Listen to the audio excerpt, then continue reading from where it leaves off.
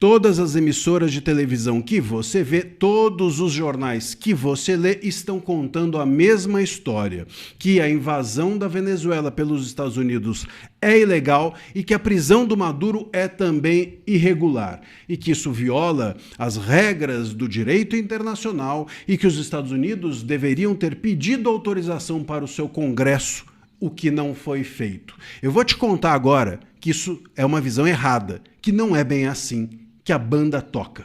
Eu sou André Marcília, advogado, professor de Direito, e peço a você que, antes de qualquer coisa, se inscreva aqui no canal, também deixe o seu joinha, clique no like e faça o algoritmo entender que esse conteúdo é relevante, porque assim ele distribui o conteúdo para mais pessoas. E também considere se tornar membro aqui do canal, clicando na aba Seja Membro e tendo acesso a nossos conteúdos exclusivos. Muito bem, o que acontece? Para haver uma guerra entre um país e outro, é necessária a autorização do Congresso norte-americano, ou seja, declarações de guerra necessitam do pedido do presidente ao Congresso e da autorização do Congresso. Não houve uma declaração de guerra, houve uma incursão específica dos Estados Unidos ao país venezuelano para prender o Maduro, que é reconhecidamente dentro dos Estados Unidos um criminoso. Um regime ilegítimo lá, e esse é o ponto. Isso já aconteceu outras vezes na história dos Estados Unidos. Talvez a mais enigmática, para a gente ficar num exemplo só, seja a do Bin Laden. Quando o Barack Obama, aliás, o Barack Obama, que é o queridinho de muita gente da esquerda que está criticando agora a incursão à Venezuela para caçar o Maduro, o Barack Obama não pediu autorização específica para o Congresso para buscar o Osama Bin Laden.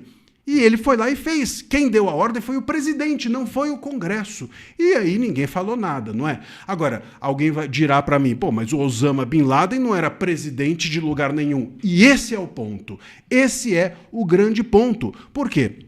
Porque os Estados Unidos e o governo Trump não reconhecem também o Maduro como presidente da Venezuela. Eles reconhecem que ali existe um regime ilegítimo, que o Maduro é um ditador que cooptou o poder daquele país para si. Se Osama Bin Laden tivesse cooptado o poder de um país para si, ele teria imunidade, ninguém poderia caçá-lo, ele estaria livre de qualquer punição.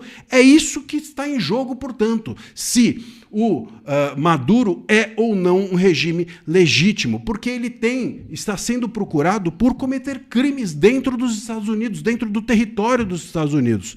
A Procuradoria-Geral da norte-americana está acusando, e já vinha acusando o Maduro, de diversos crimes, como, por exemplo, conspiração de narcoterrorismo no território dos Estados Unidos, importação de cocaína, posse de metralhadoras e dispositivos destrutivos. Ou seja, ele está sendo caçado por crimes a serem cometidos dentro do território norte-americano. Então, o que está em jogo aqui não é se isso é legal ou ilegal, é se o regime da Venezuela comandado pelo Maduro é ou não legítimo. Porque, eu repito, se Osama Bin Laden tivesse tomado o poder para si, ele estaria blindado? Ou os Estados Unidos ainda assim poderiam invadir e caçar o Osama Bin Laden depois de tudo que ele fez nas Torres Gêmeas?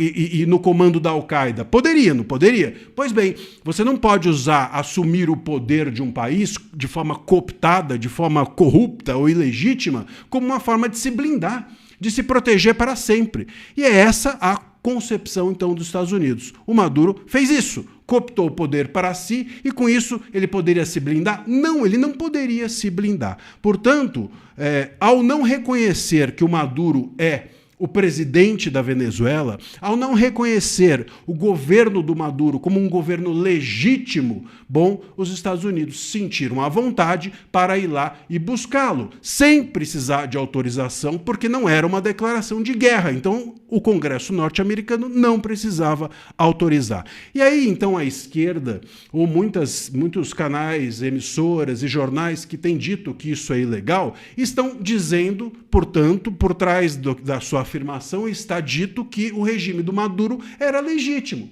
que havia uma soberania e que aquele regime, portanto, deveria ser preservado. E o ponto que escapa a essas pessoas é que a Venezuela não tinha soberania nenhuma para ser preservada, porque não há soberania em regimes tirânicos. Um regime que tem um tirano não tem soberania, a soberania é do povo. E se não é o povo que está no comando, não tem soberania para ser preservada.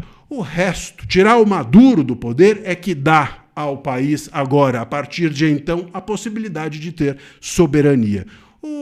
É isso, é o básico. O resto é propaganda ideológica de quinta categoria.